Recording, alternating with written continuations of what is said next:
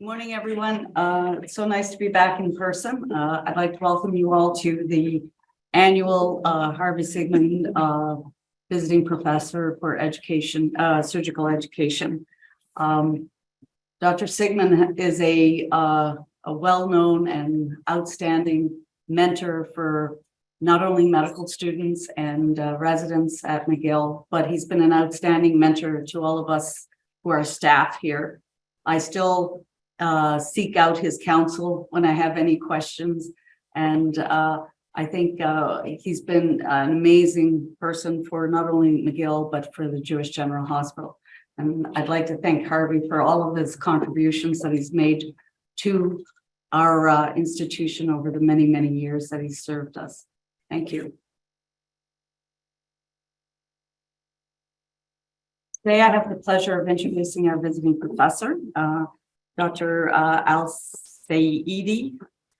I hope I got that right. He's a professor of clinical surgery and vice chair of education at the University of California, San Francisco. He is a hepatobiliary surgeon and also an endocrine surgeon. His main interests are in surgical education, in minimally invasive surgery, and methods to improve patient outcomes. He's a graduate of the University of UC Santa Barbara, which is University of California, Santa Barbara, and Penn State University Medical School. He also did his general surgery residency at the University of Illinois in Chicago. And after his residency, he went on and served as a naval surgeon in the U.S. Navy and stationed at Okinawa, Japan. He's completed an HPB fellowship and a GI fellowship at the Washington University in St. Louis, Missouri, and then earned a master's degree in surgical education at Southern Illinois University and the University of Illinois, UC.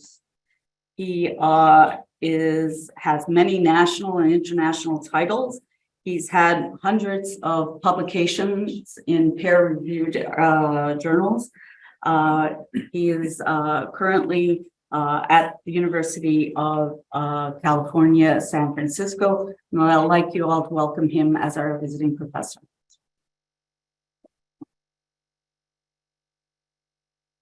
So much. Thank you so much. And it's absolutely a pleasure to be here. Sorry about the setup. We're doing a little bit of using my own laptop just because I have a few videos.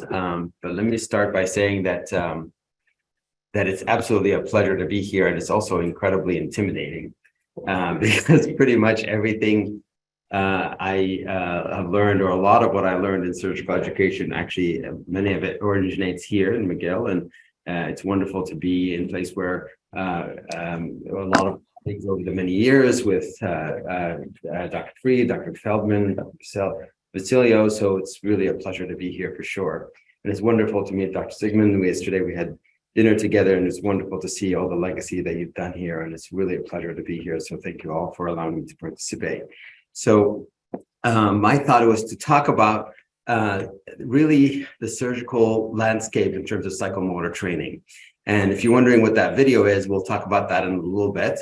But first, because it's a CME event, I do teach courses for HPB, but there's no conflict here with respect to this talk. So really, one thing that I always found a little bit interesting, especially when it comes to residents and learners, is that when you start talking about psychomotor training, a lot of times the focus is on the skills itself. So I want to kind of really mostly zoom back a little bit, and maybe about the first third of the talk about why this actually fits into the bigger picture of autonomy, entrustment, actually good training, being able to be independent when you finish. So we'll focus on that, and then we'll zoom in a little bit on the psychomotor things itself. If you look at why this is different, and I think this is important, especially because whenever you talk to chairs or deans about simulation and why and AI and investment in surgical education, they always think like, well, that's a lot of money. And they always think like, I did that about 10 years ago or 20 years ago, and it didn't really show fruit.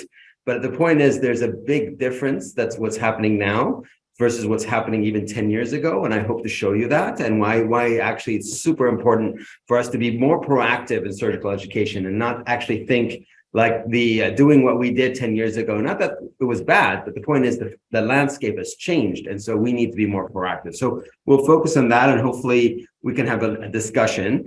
This icon is to remind me to, for the learners, to have your phones ready. There's going to be a little bit of a poll going on here, and we'll kind of see how, if I could, and hopefully I don't outdo my welcome, see how McGill is doing with respect to learners and autonomy. So first, let's talk about just in terms of, thank you. Let's drop this. Let's talk about a little bit of terminology to make sure that we're all on the same page, right? So we're here to talk about psychomotor training, and we'll explain that in a second. But remember that nothing works, no training works, whether it's cognitive or psychomotor, without really focusing on what we call the affective domain, meaning the environment, the camaraderie, the emotions, and actually having people understand why this is happening, right? So that's a very important aspect, and we'll actually focus on that a little bit because it really relates to entrustment and autonomy as well.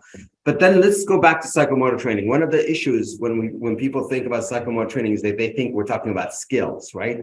And we're really not talking about skills. And at the level of learners that we're training in this hospital, we're really not even just talking about competency. We're talking about really proficiency, meaning that you're competent in different variations of the same procedure, different variations of patients. So the question is really, how do we get people there?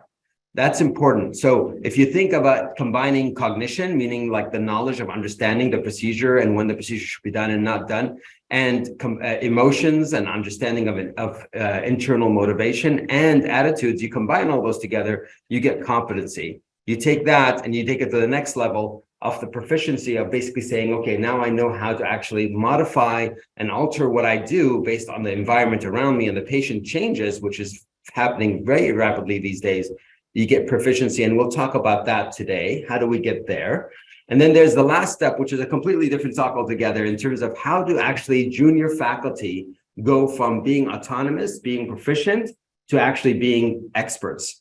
And that's actually a jump that doesn't happen naturally. In fact, that is probably one of the biggest things that I find that a lot of surgical departments actually are lacking in terms of basically saying, okay, how do I empower my junior faculty to actually break their atomicity so that they actually can learn to become an expert? And that change of expertise is not automatic. And that's where a lot of coaching and proctoring helps. Now, obviously, again, that's been very, very resource intensive. And I would, the last part of this talk, we'll talk about what's happening in surgical data science that truly, I think, makes that so much easier. So that, for example, somebody in McGill can proctor somebody in UCSF very easily and actually almost free. And so that idea is a very attractive thing that actually I think is going to become a very much an easy reality in the next couple of years. So I've been trying to work out what are the ingredients of surgical trust. Okay, and this is a model I came up with that I don't know that it's perfect, but it's in my mind is basically how everything comes together so that a faculty trusts a learner or not. And there's basically 4 variables. In the background, there's the environment, right? And that's, what Dr. Oli Tinkat calls the circumstances. But it's important as a department, as a society, that we actually focus on that idea of community. And certainly that's gotten more stressed, not less stressed with COVID. So that's an important thing.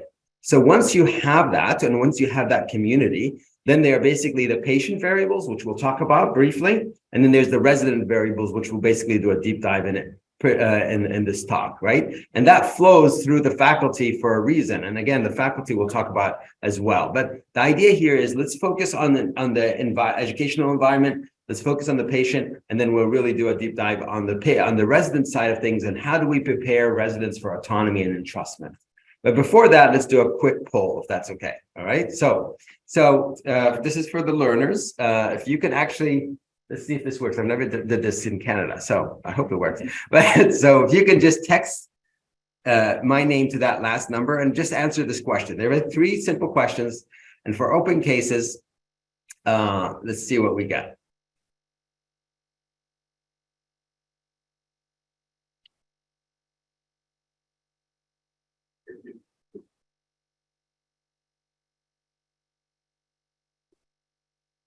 Not seeing any results.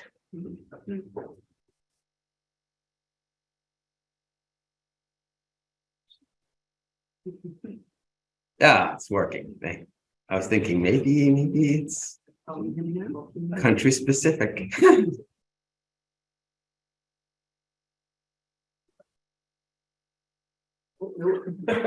Somebody retracted their response. Yeah. Mixed entrustment. Okay.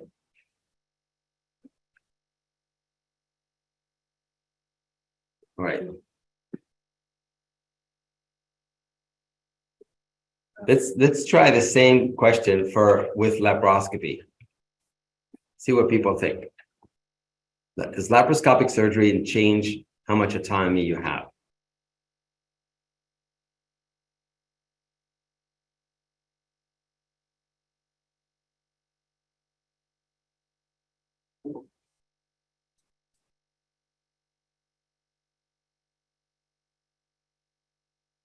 Is it not working?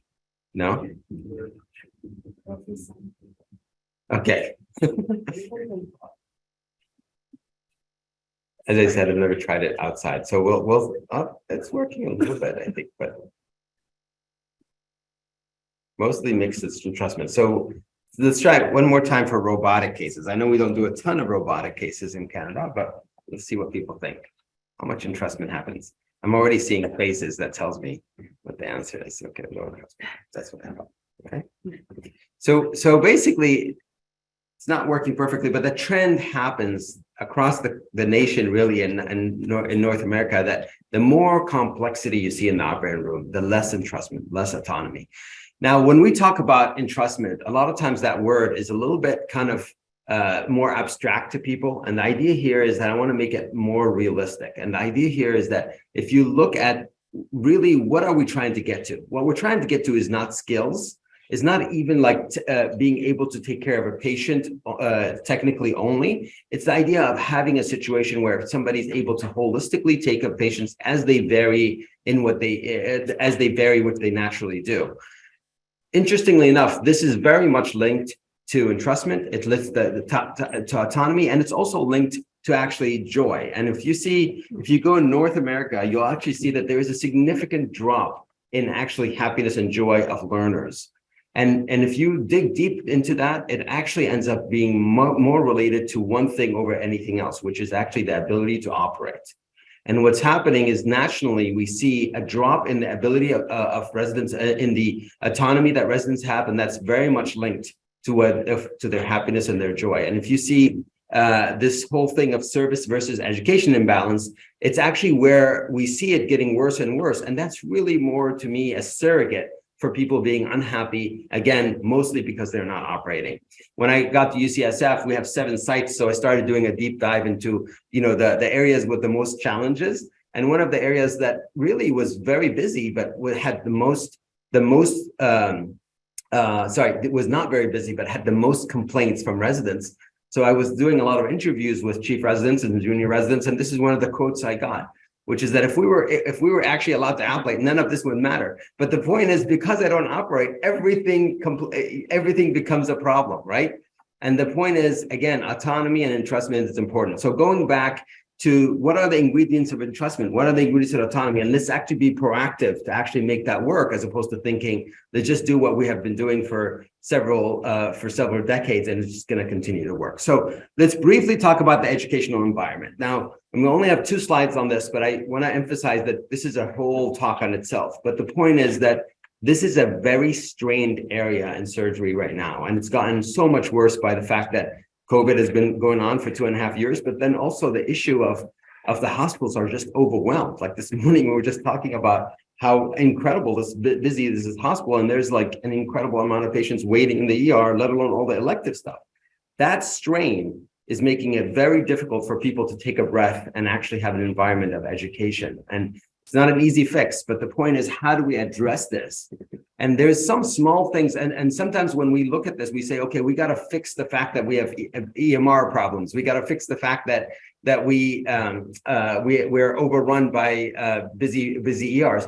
But the truth is, if you look at actually joy and entrustment scales, like this one from the Ohio State University that actually modified the hierarchy of needs platform, you actually find that the small things are actually what make a huge difference.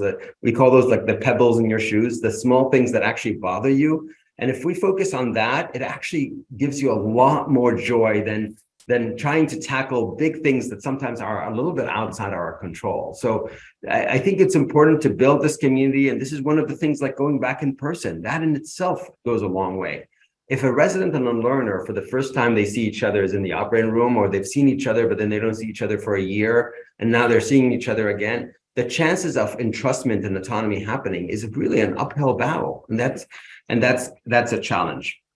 The beautiful thing about environment is that there's as many solutions as there are people, right? So you just have to be a little creative and actually realize that you just have to invest in it, and the departments have to invest in this. And most people know I love to cook and I love to eat, and so my way of doing it is this. I have a lot of residents over in my house, and we basically just I cook a lot of food, and at least it's a way to build bonds so that people know each other. And I think it goes a long way. It's amazing when you see somebody in the operating room or you see somebody in clinic and you've actually connected with them on a different level. They're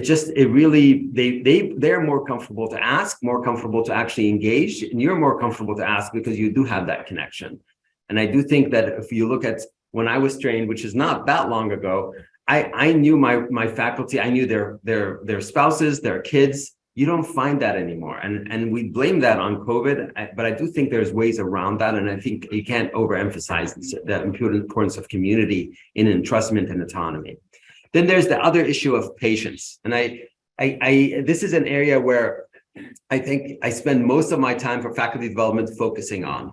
And this is basically, I was working with our CT surgeons because they had a lot of challenges with autonomy and entrustment. And this is a quote from one of our CT surgeons, which is basically says, we get the sickest patients ones that other CT surgeons don't want to take care of or can't take care of. We're severely judged by our outcomes. And then you expect me to have learners with less experience take care of the patients. And then, so you can look at this and say there's some logic in this, but the truth is this is very problematic thinking, because if we look at this way, then really places like McGill shouldn't be training. The places that do bread and butter surgery should be training people.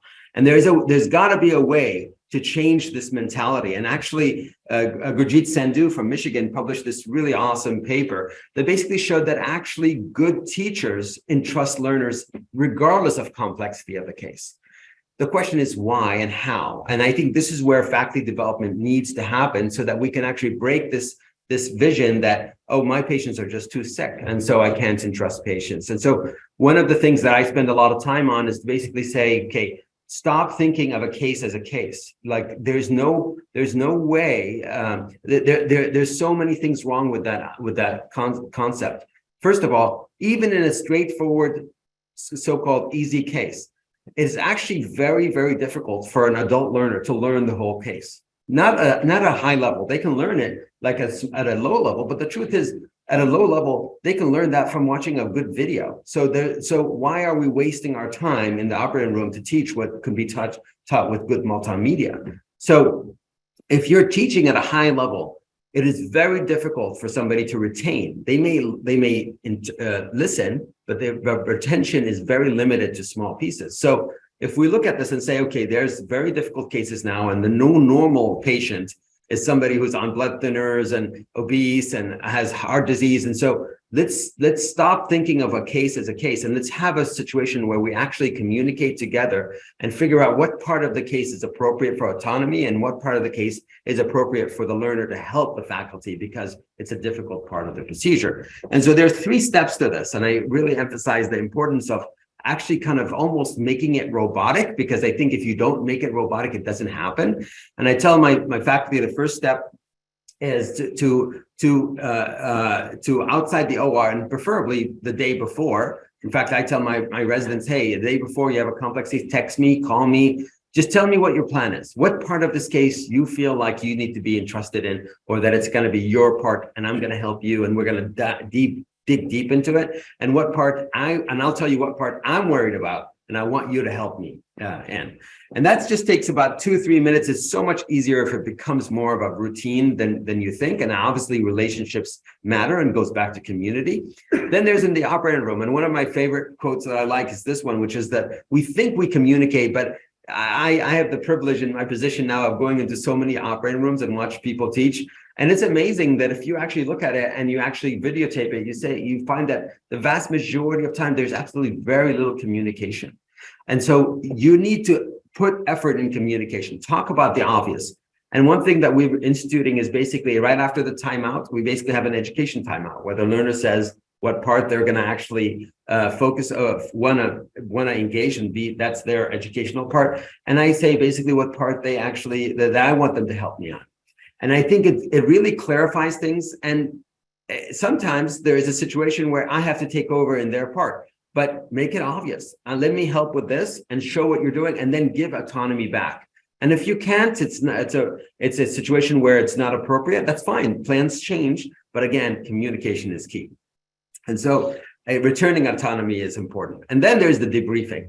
And one of the things that we always say is that, debriefing happens after the case or once the patient is being extubated. But the truth is, like, especially learners, they scrub out and they have a million things to do. They have orders, they have pages, patients moving, and it just doesn't happen. It just doesn't happen. And so why are we trying to force a square in a circle? It doesn't make sense. So change the way we think. And so I basically say, okay, right after the part that it's going to be the learner's point to actually the learner's part of education, we stop and we debrief. Then it takes 60 seconds for me to give them feedback. And then I actually have them scrub out and take notes. And so it sounds a little bit weird, and interns and second years and third years love it because they can scrub out and take notes, and chief residents feel like, oh my God, I'm going to lose the rest of the case. And they're always like, it's okay. And you're like, no, just scrub out. It's okay. Scrub out for 2 minutes and then come back. And the point is, you actually can take notes, draw pictures, and you actually learn at a much lower, much higher rate, and retention is higher at more complex stuff as opposed to just big picture things. So the point is that this is just one way, but trying to make education into the flow is important. And I think breaking up the case avoids this whole idea that this case is just too complex. It's very, very, very rare that there's a case that is so complex from point A to point to the end that you actually cannot entrust the learner at any point of that case. So again, I just wanted to make sure that we address this issue of the patient, because if we keep focusing on the resident and we don't understand the ingredients, I think it's a problem. So lastly, for the meat of my talk is basically about psychomotor training and how we actually prepare residents to actually come in ready to the operating room. But first, let me explain why this is different, why it's different now than even 10 or 15 years ago. So here's an example. So in 2005, maybe even 2010 in many places, if you compare a AAA and a left colon resection, these two cases were done open. They were almost exactly the same instruments, almost exactly the same exposure. There was about 40%, and we counted, of the procedures of the procedures that are actually overlapping in the sense of entering the abdomen, mobilization of the colon, vascular control, things like that. And so people learned from one to the other, and there was a significant amount of comfort. So you may have actually never seen a AAA, but you go into it and you've done some colons, and you feel like you're not overwhelmed. You feel comfortable enough to actually at least be engaged.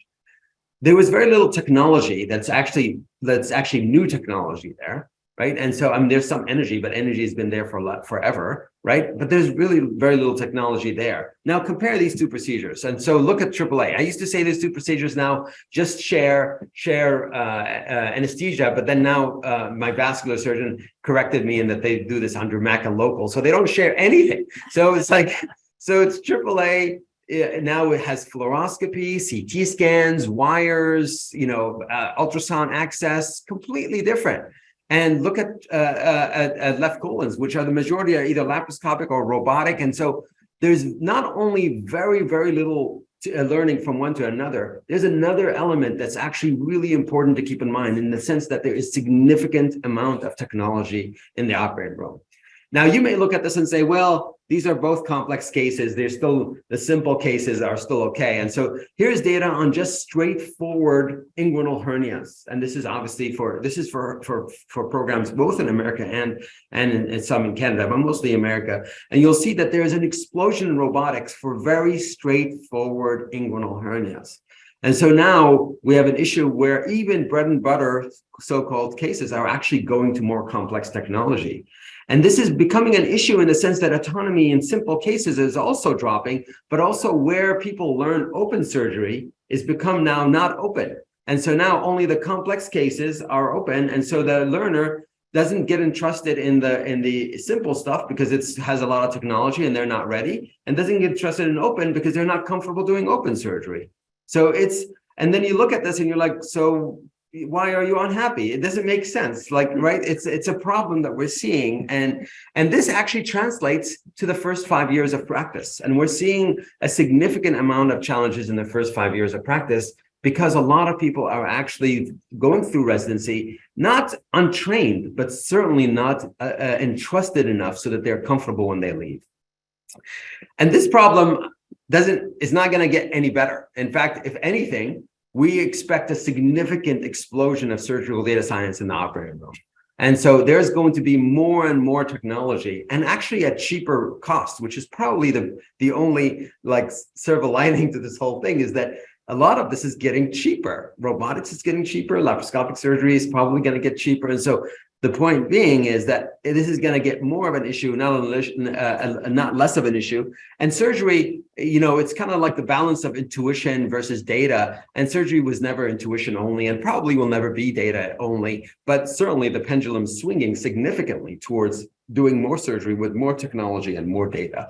And so how do we balance all this? Now, it sounds like I hope I'm overly an optimistic guy. So I don't want to sound negative, but the point is that in the end, if you look, there are many theories, but if you look at just a simple cognitive load theory and say, how do I actually simplify this? That I take a lot of this stuff, increase in surgical data science and technology in the operating room and take it outside the operating room so that people can come in and not their first question is, how do I use this stapler? How do I use this device, or how do I use this robot? And because trust me, no faculty is going to be able to actually teach from point A to the point Z in the operating room. And also entrustment will drop if there isn't that idea of comfort. And the whole idea of cognitive load theory is that you only have so much working memory. And if your working memory is overwhelmed with learning technology, learning access, exposure, in the operating room, you're certainly not learning the patient. You're not learning the procedure. You're learning how to use an instrument, which is unfortunately not autonomy in itself. So this kind of brings me to one of my favorite quotes. And this is from John Dewey, who's one of, back in 1919, an educational psychologist, in the sense that you have to actually think of like, how do we train people for tomorrow? Not how do we train people, how we trained yesterday and do just repeat it, because the landscape changes. And trust me, if it was changing back then, it's really changing now, right? So how do we do this? How do we do this? And I could tell you that, these are some slides from one of my friends who actually is here in McGill, Julian Varas. He's a Chilean surgeon, and he spent some time with us in UCSF, and his wife is actually an ENT fellow here. And so he's actually spending a whole year here and working with Dr. Fried as well. But the idea is, how do we actually say, okay, let's create a system where we actually remove the obstacles that have basically plagued a lot of simulation for the last decade. And this is one of the things you'll talk to chairs around the country and around the North America, where they'll tell you, I spend all this money on simulation, and now it's just basically harboring dust. And it's true, this is a problem. And the idea here is that in order for you to truly have a program that actually truly trains people, you have to have three things. You have to have an infrastructure, a space, a simulation center, which does not actually have to be expensive. I can tell you, I saw your simulation center 2 days ago, and I was like taking pictures like a little baby in a candy shop. It was amazing. I mean, what you guys have compared to what we have.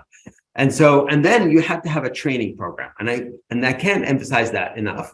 And that means time, it means resources, but it means time, and it means dedicated time, but it also means a part of your rotation. And I'll show you how we've moved to actually having simulation to be a rotation.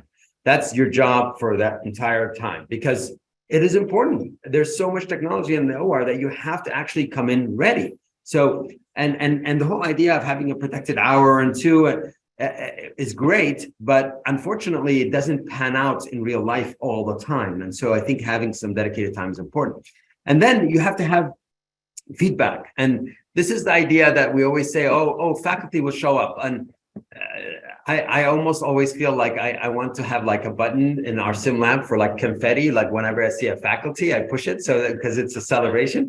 But the point is, like, that doesn't, you can't rely on that. And so let's move away from that and say, okay, we got to fix the problem realistically. Let's be realistic. And there is ways around this. And so that's what we're doing. And so there are 3 steps. And again, this is for laparoscopy, we've adapted what Dr. Varas did in Chile. And that is basically, we have these incredible simulators that allow you to do really complex stuff. And they're actually very, very reasonably priced. In fact, I would say I would even call them as cheap. And then we have an impressive curricula that they developed, which basically goes from from basic laparoscopy to more complex laparoscopy to actually bariatrics, HPV. And then we have a way that all of this is uploaded to the cloud and they get feedback directly, and they either go to the next step or not. And so this is a paper we published on all the centers, including UCSF, and it starts with a very simple laparoscopic tasks and then goes to more complex, like doing intracorporeal not suturing. And so here's an example. This is one of our residents, and so he's doing a side-to-side anastomosis. He does it on his own in the lab and uploads it to the cloud. He gets goals on OSATs rating, and this is automated now. And then a person asynchronously somewhere else looks at this and actually then says, okay, you're doing this right, you're doing this wrong. But also they can link to best practices videos. So really, I can give a video, I can give feedback on a 30-minute case in less than like maybe a minute and a half. And you could do what's called plum watching, where you can watch it really quickly. And it's amazing how good that is. And then you can, kind of put some emojis in there, like, who taught you that, kind of thing. And then this is what they get this back. And they basically say that, so this is his phone, and he's looking at this, and he's gotten a notification that he's gotten a rating. And he can choose, he's in the advanced course, and he can look at what lesson he's in. You could see that he passed one and failed one. Failed just means he has to repeat it and send it back. And then he's got his feedback, both verbal, annotated, and OSATs, and benchmarked OSATs. And the idea here is that it gets to a point where they get incredible amount of confidence. So, and this has gone to a point that we basically have realized that it's so important that they actually get a head start on this, that this is actually our PG1 month of simulation. So they basically spend a whole month in the simulation lab. And this is what they have to do in 1 month. They have to do the Sim Now, which is the advanced robotics simulation. I'll show you some examples of that. And they have to go through all of those modules there. They have to do the lab training, which basically is the basic and the advanced. And they have to do FLS, which is obviously much easier than what we ask them to do. And the FES and the fundamentals of use of energy. And they also do teach the teachers, so that they're teaching medical students. And you can imagine it's a busy month when you put all of this into it, but they actually have an incredible amount of confidence when they actually get there. And I'll show you a video later on, because when the interns come out of this, they just feel like they could do anything. And I was doing a robotic gallbladder because I had a polyp. So one of the interns who's in week 9 comes in, and she just finished her month at the simulation. She's like, I've done all my parts. I'm ready for the console. And I was like, oh my God, this is going to be interesting. But I'll show you some pictures. But like, this is the stuff they do. And you could, this is one of our interns. She's in week 2 of her entire residency, because her first month. And it's incredible how fast you learn. Now, this is speeded up by 1.5, but it's these important things to us. This is just the non-tissue based training. And the point of this is that they come to the operating room, and you don't see this thing where they're holding the laparoscopic instruments upside down, or they don't know how to, these small things erode trust and erode comfort in the operating room. And so why have them as a part of the picture? Obviously, ultrasound training is important. Learning how to actually do a fluoroscopy is important. All of that easily can be taken out.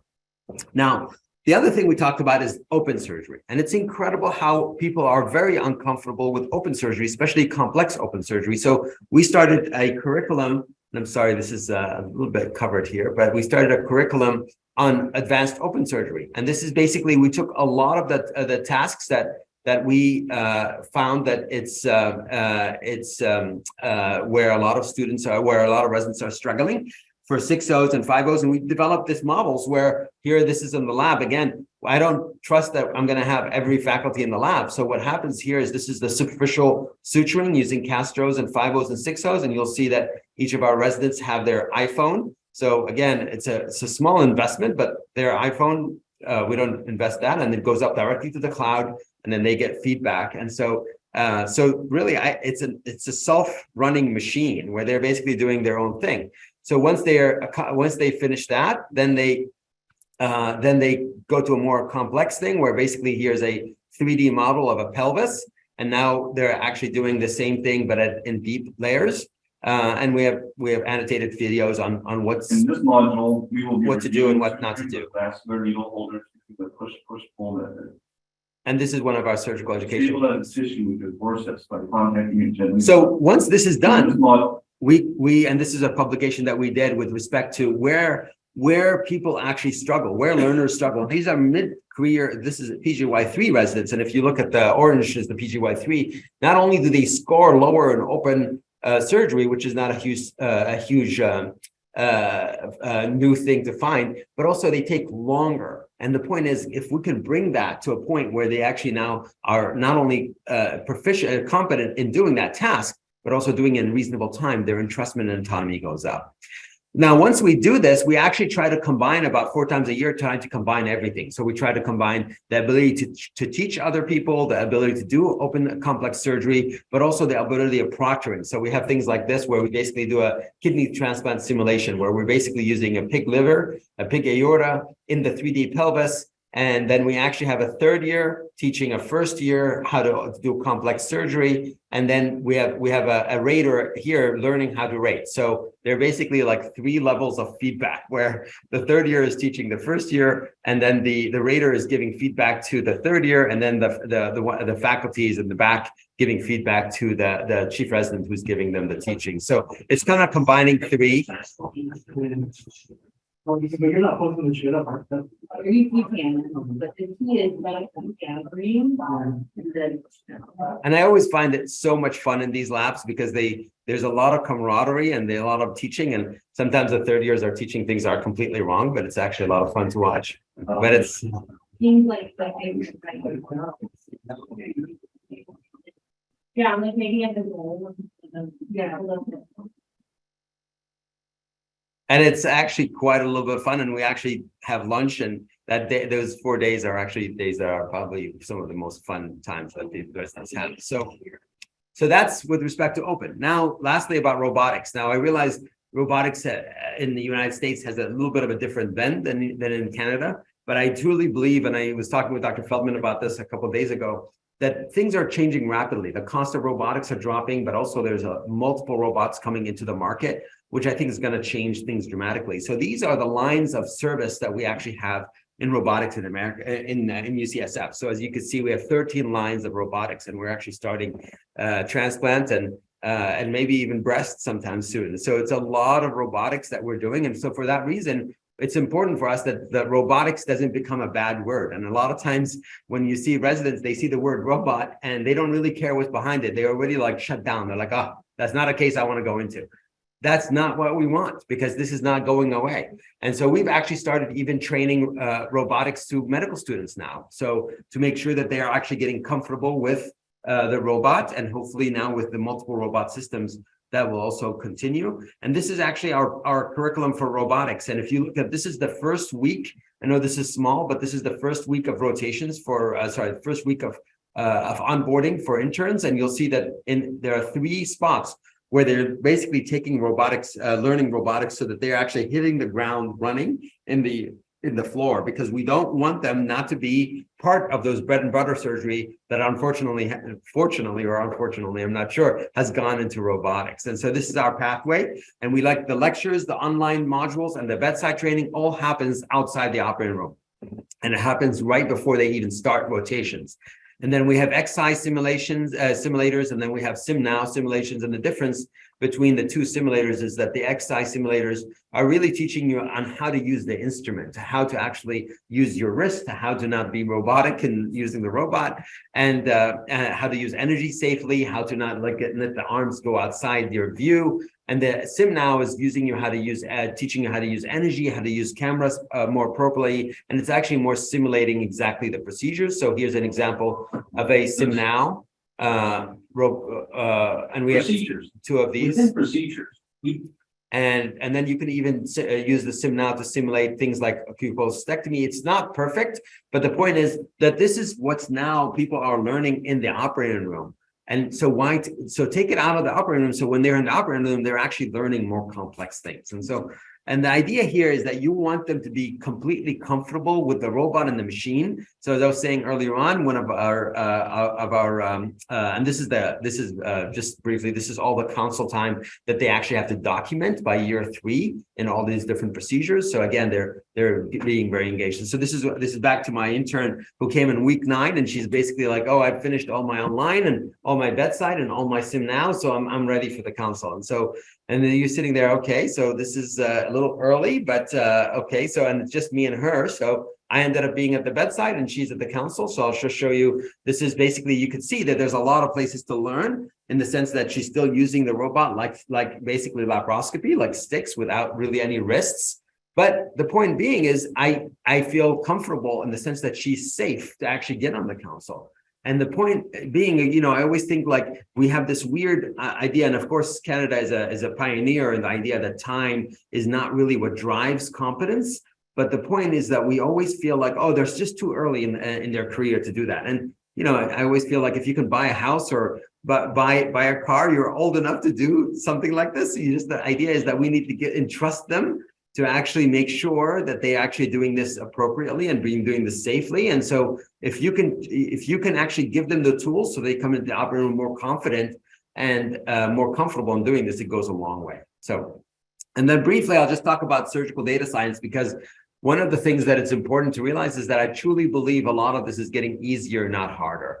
And I realize there's a lot of AI and machine learning work that happens in McGill, and there's a lot of work on preoperative data, especially big data, intraoperative data, and postoperative data. What we really have been focusing on is supervised learning and reinforcement learning, and specifically focusing on computer vision.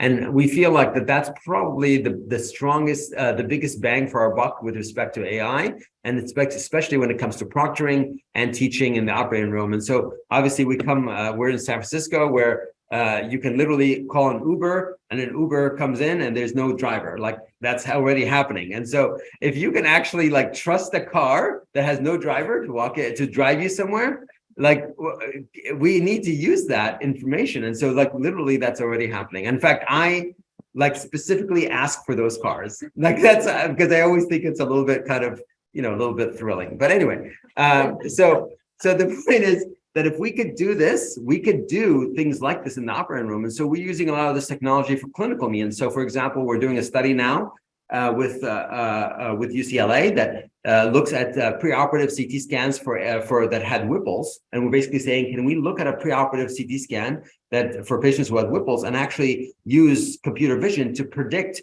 who's high risk for an R1 resection and who isn't?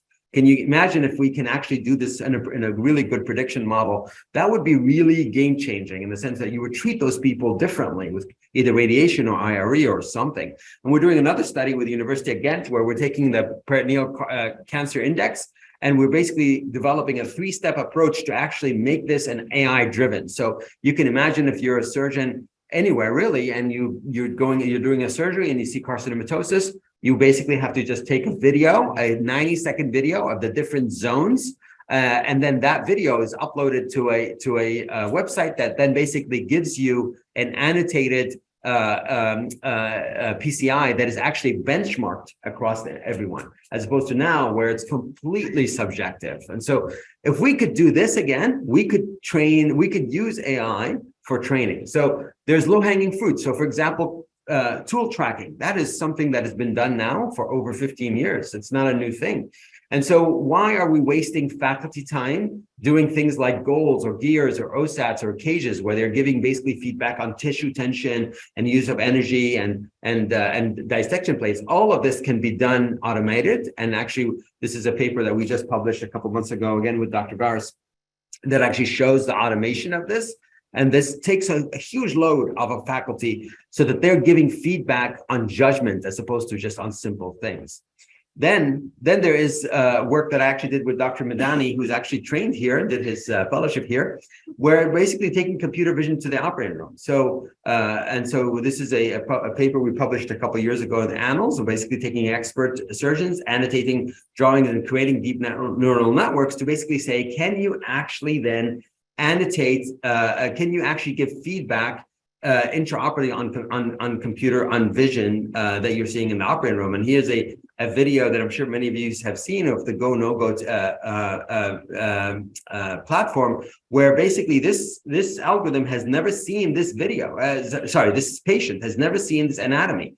And not only is it recognizing anatomy immediately, but within milliseconds, superimposing green means go and red means no go, which is basically superimposing the consciousness of expert surgeons, saying this is where expert surgeons would operate and this is where expert surgeons will not operate.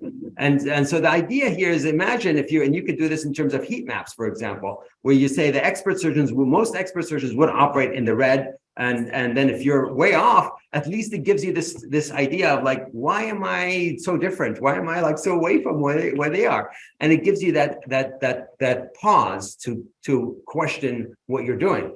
That doesn't mean you're necessarily wrong, but often if you're that far off from people, there should be a reason why you're that far off. And we've actually taken this to a different level, where we shared this algorithm with a surgeon from University of Heidelberg, and this is a pig liver. And so he's gotten to a point where he has a lot of medical students that basically train on doing cholecystectomies.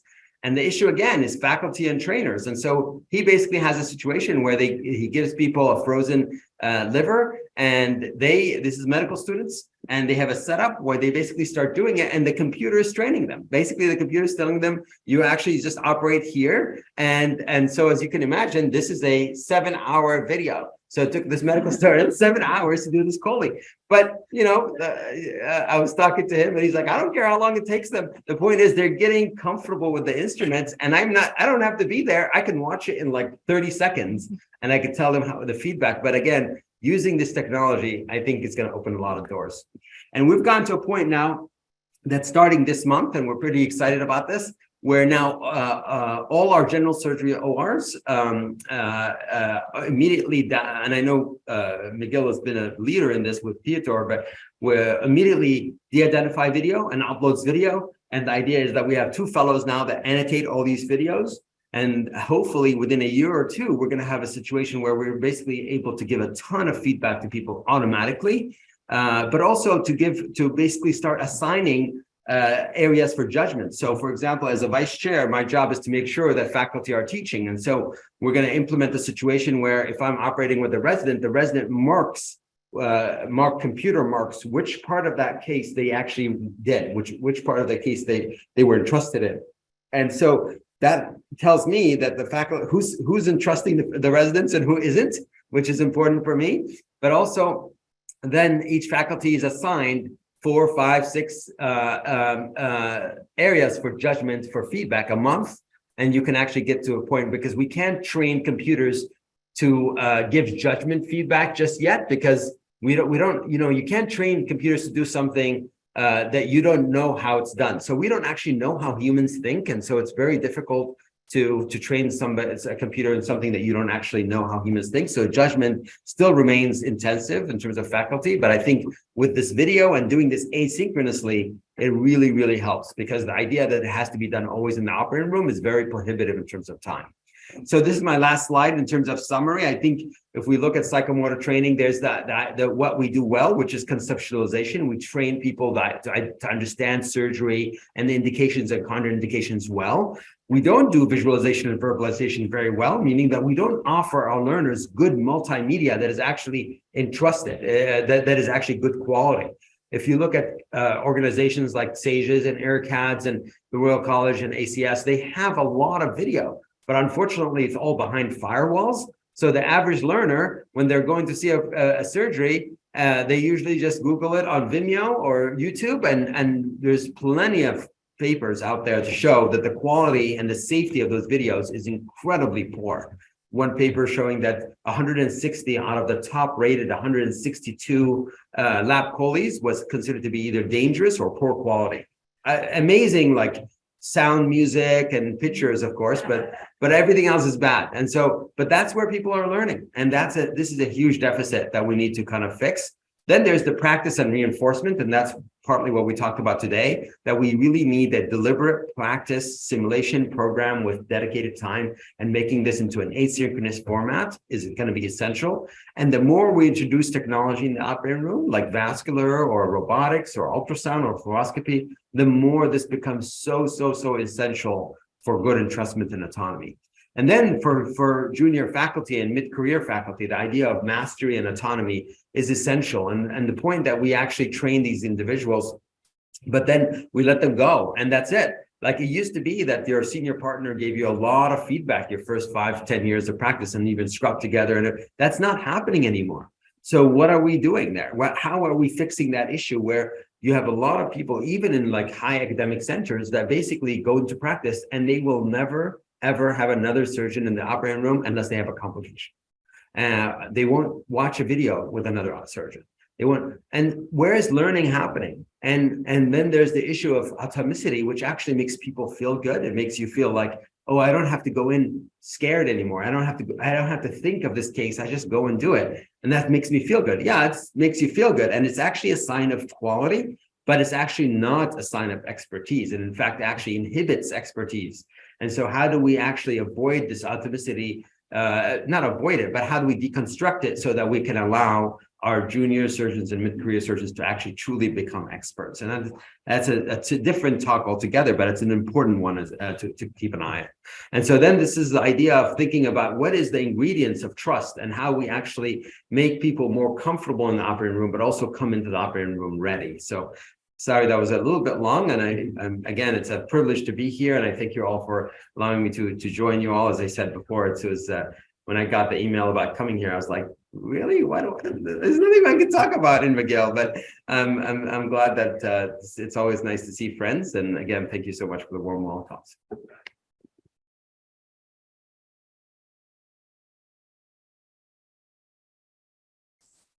So thank you so much for a wonderful talk.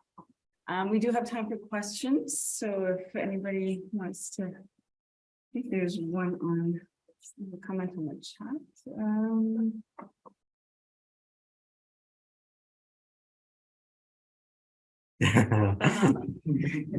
Hasn't changed. we are moving labs, so yeah.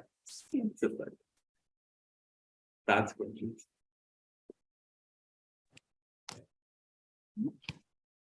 Mark? Very interesting talk. By that last point you made, and I guess it is the subject that another copy of subject of authenticity. I'm always told that when things should be automatic, or don't think, just do, as Patrick said in the recent. And certainly that is something that we're aiming for. But nevertheless, it seems to be against the idea of continuing being able to learn and being attentive to always learn in every case. Yeah. As we say, is more of a sign of someone who can, I'm not an expert, but someone who's improve and will continue to improve. Yeah. Personally, I've always thought the second attitude is more conducive, certainly to joy and in practicing, and also better performance. Yeah, no, I think you said it wonderfully. I think that this is always a little bit of a topic that's difficult for people to discuss because we know, for example, pathways like ERAS pathways and things like that improves care. And the idea is that once we become automatic in doing something, when there is pathway, is that it should be better. And there's no question that as you improve in your technique, you actually become more automatic, which is a sign of you becoming more comfortable and more technically proficient. No question about that. The problem is that what happens is that you don't actually start thinking of near misses, and you look at near misses as like part of the process and not a learning process. And a lot of times, when we look at it, we actually don't actually recognize them as an area for improvement. And the work of expertise basically says, okay, let's take somebody who's automatic, who's actually doing well and doing their cases well, and then let's just have them actually watch their video and explain every single part to perhaps another surgeon, right? And there is an incredible amount of like, yeah, you know, now I could have done that better. Yeah, I should have predicted that. And that's the idea of basically how you become more of an expert and break down the authenticity. So it's not that it's bad, but it shouldn't be our goal. Oh, there's There's more than one series. Oh, okay.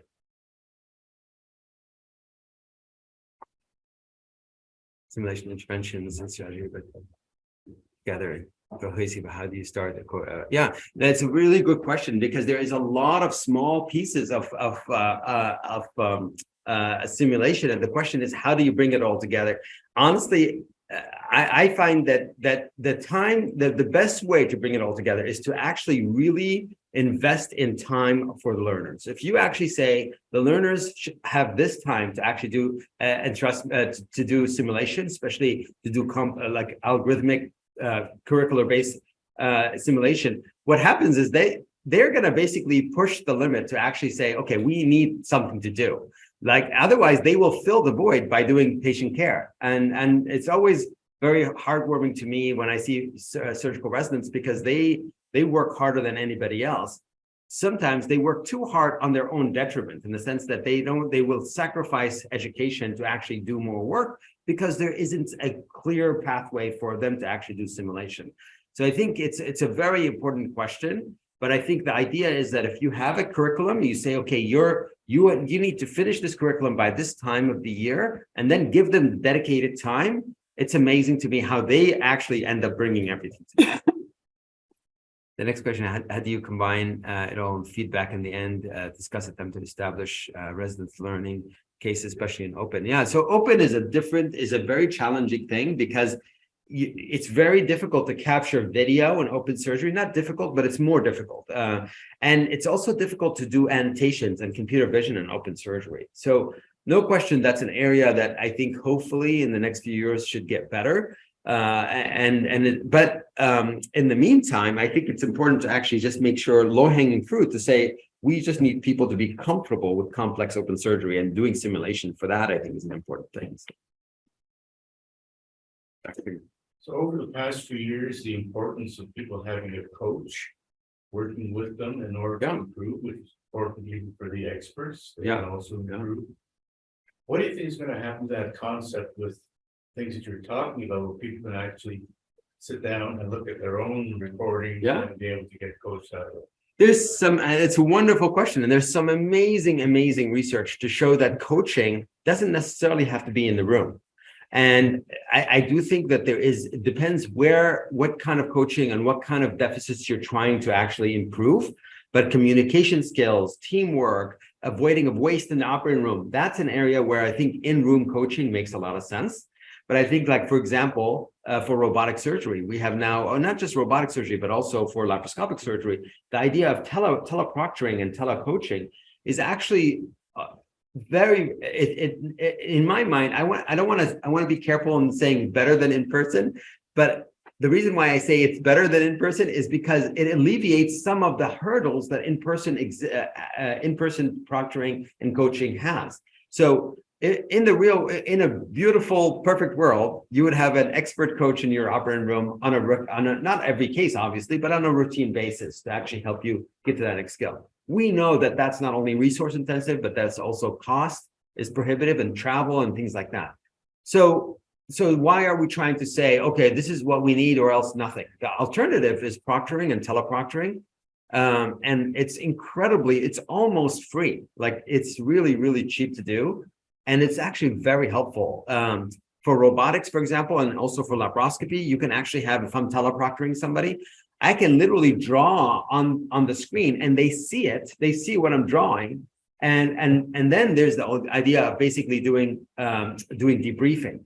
One thing that we're studying now, which I think is actually not novel, but it's actually a really important thing that I never really realized in the beginning, but I realize now that it's actually essential, is that if you actually look at, like, when does coaching help people the most? When do you see people actually have significant learning? Again, junior and mid-career surgeons, what type of coaching? And actually, if you compare post-case coaching or proctoring, in intraoperative to preoperative is so much more powerful. If I was to sit with a junior attending and basically say, okay, and they have a case that's coming up, and they show me the scans and say, this is what I plan to do, this is my positioning, this is what my pathway. It's incredible how much actually you have like those aha moments where that surgeon is like, oh my God, yeah, you're right, I shouldn't do that, I should do this. And it's so much learning versus this whole thing of like, let's actually do a post-case debriefing. It's better than nothing for sure, but it's not, in my mind, like the most powerful thing. So I think hopefully over time, as you said, with all these videos, we can actually have a system where hospitals will say, I'm hiring you as a fellowship trained surgeon. So you're going to have you're going to have 10 preoperative coach sessions over the next year and 10 post-operative coach sessions with video. I mean, that's basically what we need to do to actually help them avoid this rut that they get into, especially complications that they get into. Thank you. As we know, it's the CMPA data is that you're more likely to get sued in for 6 months of practice. Yeah. That would be awesome to be able to avoid that. Excellent. There's one more question. One more question in the chat. Please.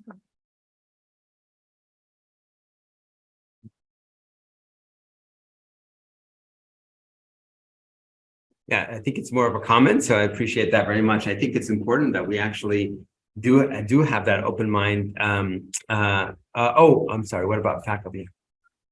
Oh, I see. So I don't know. I hope I'm not missing the question, but the idea here is that I truly feel like a lot of times we focus on generational changes a little too much, in the sense that we think that, oh, it's a different generation, so they learn differently. And I actually feel, and again, I'm among one of the top educator institutions in North America, so I want to be careful in what I say, but I think it's a completely overblown field of science. I think the importance, in my mind, is that we have to say, okay, everything is changing, like the field is changing, the practice is changing, the way we learn is changing, and let's just say, okay, how can we actually make sure that people are actually comfortable coming into the OR? Now, there's no question in my mind that you need to be an adult learner, meaning you can't come to the operating room and expect to learn something when you actually expect to do something in autonomy at a high level, when you actually are still struggling with instruments and technique and a low level. And so there is a little bit of a disparity there. And sometimes I ask a resident,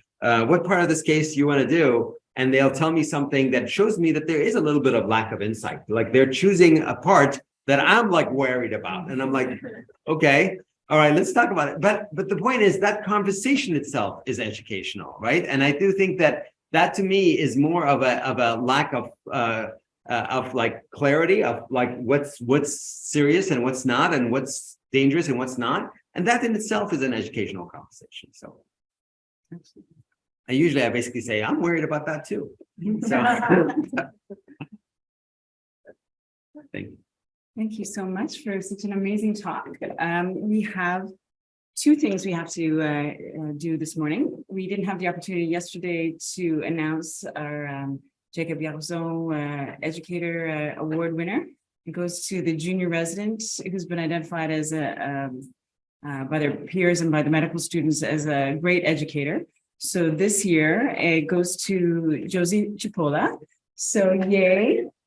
She's not here this morning, but hopefully she can come by my office and pick up a lovely plaque and the award. And we have the great honor of having Dr. Garzon here, whom many of us in the room have learned from over the years. And he and Dr. Sigman have been amazing teachers and educators. As you say, McGill has no shortage of great educators, and they are two of my mentors. So I'm glad to have them both here this morning. Thank you so much. And we'd like to give just a couple of gifts to our speaker, so that he'll have fond memories of us when he looks at them. A plaque, and of course a tie. Oh, my God. Thank you. I'll do it afterwards. Perfect.